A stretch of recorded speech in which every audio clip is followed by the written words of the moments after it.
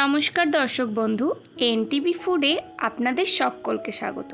মাছে ভাতে বাঙালির জন্য আজ রবীন্দ্র জয়ন্তী স্পেশাল আপনাদের সঙ্গে একটি মাছের রেসিপি শেয়ার করতে চলেছি। আজ আপনাদের সঙ্গে শেয়ার করছি ঠাকুরবাড়ির মাছের মালাই মৌলু রেসিপিটি।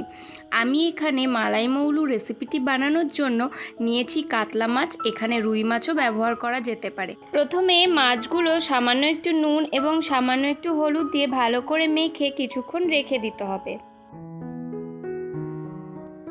আর এই সময় রেডি করে নিতে হবে নারকেলের দুধ। আমি এখানে একটা নারকেল জল দিয়ে ভালো করে পেস্ট করে নিয়েছি, আর এভাবে আমি এখান থেকে নারকেলের দুধ রেডি করে নিচ্ছি। এখানে আপনারা চাইলে রেডিমেড নারকেলের দুধও ব্যবহার করতে পারেন। এটা সাইড করে রেখে দিচ্ছি এবং যে মাছগুলো নুন হলুদ মাখিয়ে রেখেছিলাম সেগুলো এবারে ভেজে নিতে হবে। নুন হলুদ মাখানো মাছগুলো কড়ায় তেল ভালো করে গরম করে এখানে লাল লাল করে ভেজে তুলে রাখবো।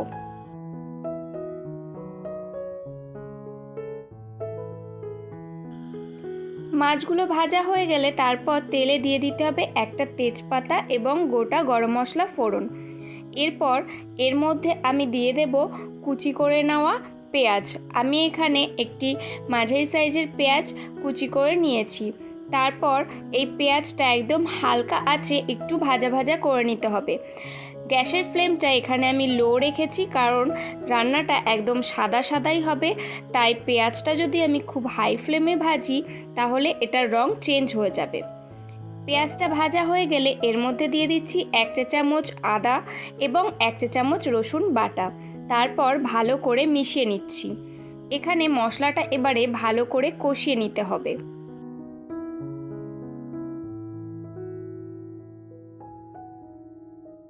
দিয়ে দিচ্ছি স্বাদ অনুযায়ী লবণ।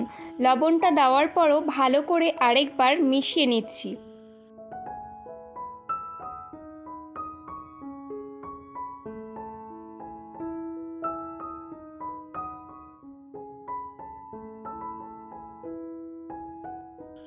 এখানে ঝালের জন্য আমি দিয়ে দিচ্ছি চেরা কাঁচা লঙ্কা। এখানে কাঁচা লঙ্কা বাটা ব্যবহার করা যেতে পারে। ভালো করে আমি এটা মিশিয়ে নিচ্ছি এবং আবারও কষে নেব আরও বেশ কিছুক্ষণ।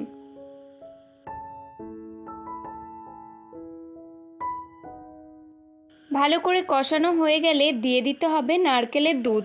নারকেলের দুধটা দিয়ে একবার আমি নাড়াচাড়া করে নিয়ে সমস্ত কিছু মিশিয়ে নিচ্ছি। এরপর ফুটে উঠলে আগে থেকে ভেজে তুলে রাখা মাছগুলো এখানে অ্যাড করে দিতে হবে।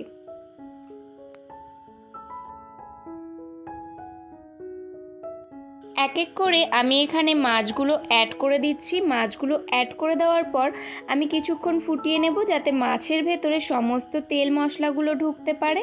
তারপর ওপর থেকে ছড়িয়ে দেব 1 চা চামচ পরিমাণ ঘি। ঠাকুরবাড়িতে কিন্তু পুরো রেসিপিটাই ঘিতে করা হয়েছিল। আমি এখানে হেলথের দিকটা মাথায় রেখে তেলে রান্নাটা করেছি এবং রান্নার শেষে 1 চা চামচ ঘি ছড়িয়ে দেব যাতে স্বাদটা ব্যালেন্স হয়ে যায়। আগেকার দিনে রান্নাগুলো কিন্তু এরকম স্বল্প ইনগ্রেডিয়েন্টসে আর খুব চটজলদি হয়ে যেত, কিন্তু স্বাদ ছিল দুর্দান্ত। আজকের এই রেসিপিটি আপনাদের কেমন লাগলো অবশ্যই আমাকে কমেন্ট করে জানাবেন, আর ভালো লাগলে একটা লাইক করবেন। দেখা হবে নতুন কোনো রেসিপি নিয়ে অন্য কোনো নতুন ভিডিওতে। ততদিন সবাই সুস্থ থাকবেন, নিজের খেয়াল রাখবেন, আর রেগুলার নিত্য নতুন রান্না করে নতুন নতুন স্বাদের মজা নেবেন।